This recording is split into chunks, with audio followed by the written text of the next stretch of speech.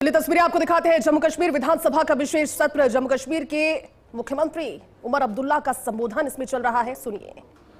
UP से, भारत भूषण कर्नाटका से, सुमित परमार गुजरात से, यतीश परमार गुजरात से,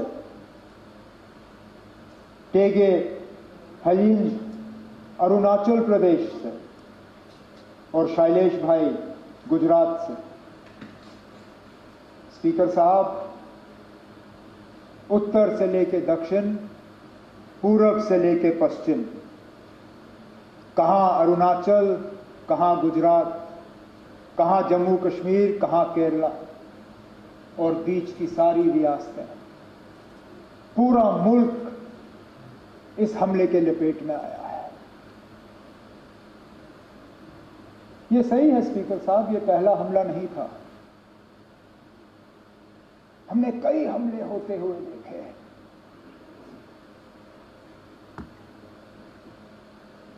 हमने अमरनाथ यात्रा के कैंप पे हमले होते हुए देखे।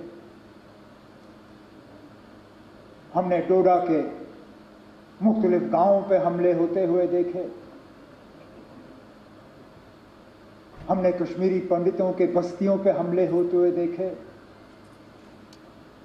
हमने सरदारों के बस्तियों पे हमले होते हुए देखे। लेकिन एक बीच का ऐसा वक्त आया था, ये बाईसरन का हमला 21 साल के बाद इतना बड़ा हमला हुआ है सिविलियन।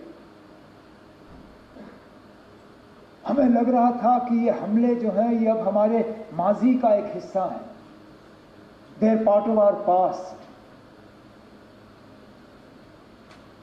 ये हमारे आज की कहानी नहीं है, ये हमारा मुस्तकबिल नहीं है।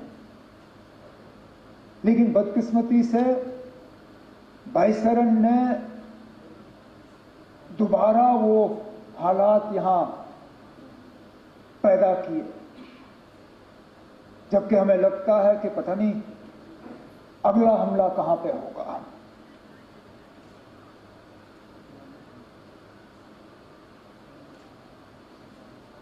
मैं अपनी जगह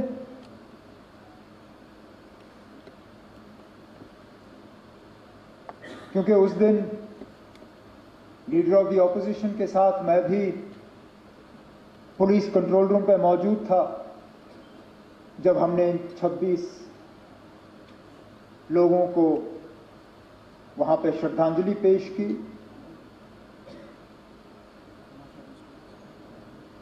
मेरे पास अल्फाज नहीं थे कि मैं क्या कह के उनके घर वालों से माफी मांगूं।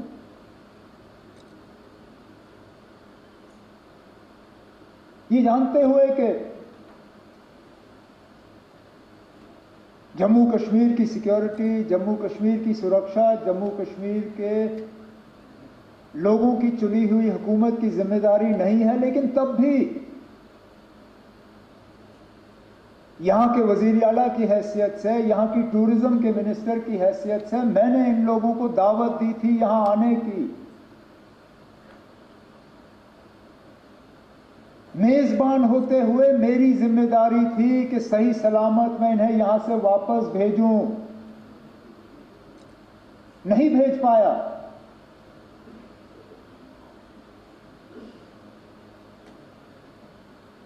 और माफी मांगने के अल्फाज नहीं थे।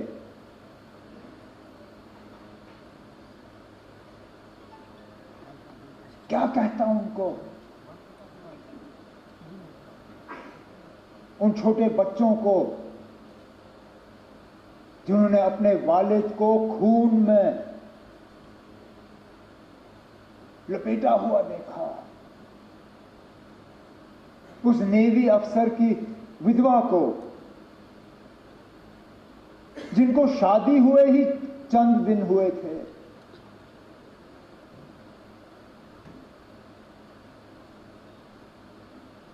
मुझे एक दो आए, मुझे कहा हमारा कसूर क्या था, हम पहली मर्तबा कश्मीर आए थे छुट्टी मनाने के लिए,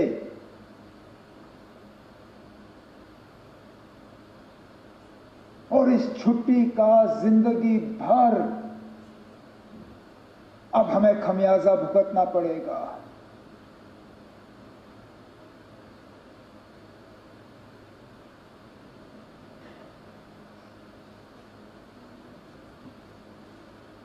जिन लोगों ने ये किया, कहने के लिए तो वो कहते हैं कि हमारी भलाई के लिए किया, लेकिन क्या हमने उनसे कहा था कि हम ये चाहते हैं? क्या हमने उनसे कहा था कि हमारे नाम में आप इन 26 लोगों को कब्र में बंद करके यहां से वापस भेजें?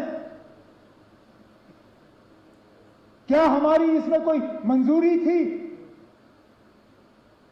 क्या यह हमारी इजाजत से हुआ?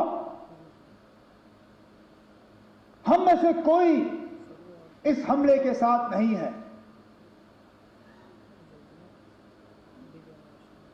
इस हमले ने हमें अंदर से खोखला किया,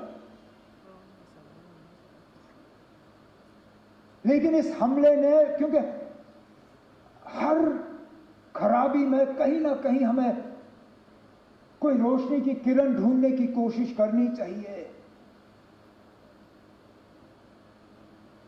बहुत मुश्किल है इन हालात में वो रोशनी ढूंढना, लेकिन स्पीकर साहब, पहली मर्तबा 26 साल में मैंने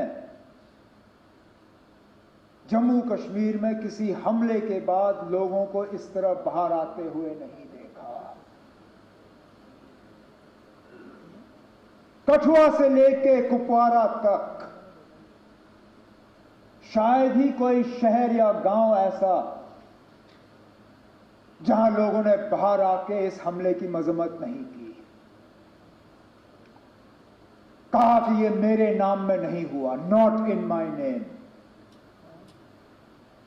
ये आपने जिसके लिए भी किया हो, मेरे लिए नहीं किया। और ये लोगों का बाहर आना, इसमें हम में से किसी का हाथ नहीं है। हुकूमत ये कहे कि हमने कराया, कोई और ये कहे हमने कराया, कोई नहीं ना। हम भी इस गाड़ी पे चढ़े, हमने इस गाड़ी पे सवारी की, लेकिन गाड़ी चलाई हमने नहीं। ये लोगों ने खुद गाड़ी बना के इस पे सवार होके जुलूस निकाले, नारे दिए, बैनर बनाए, मोमबत्तियां जलाईं, ये कहने के लिए कि हम इस हमले के साथ नहीं हैं।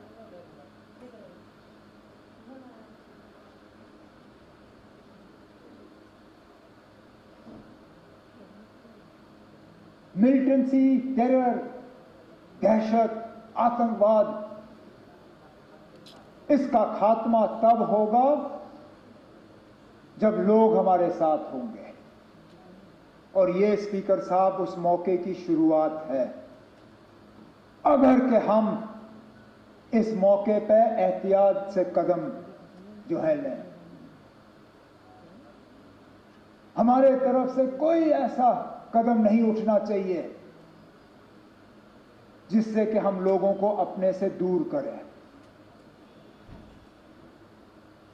कोई हमारे तरफ से ऐसी बात नहीं होनी चाहिए या कोई एक्शन हमारे तरफ से जिससे ये जो अपने आप में पैदा हुआ इसको कहीं जख्म पहुंचे।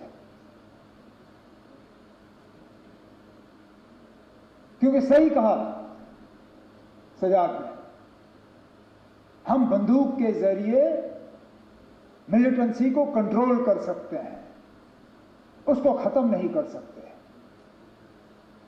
खत्म तब होगा जब लोग हमारे साथ होंगे,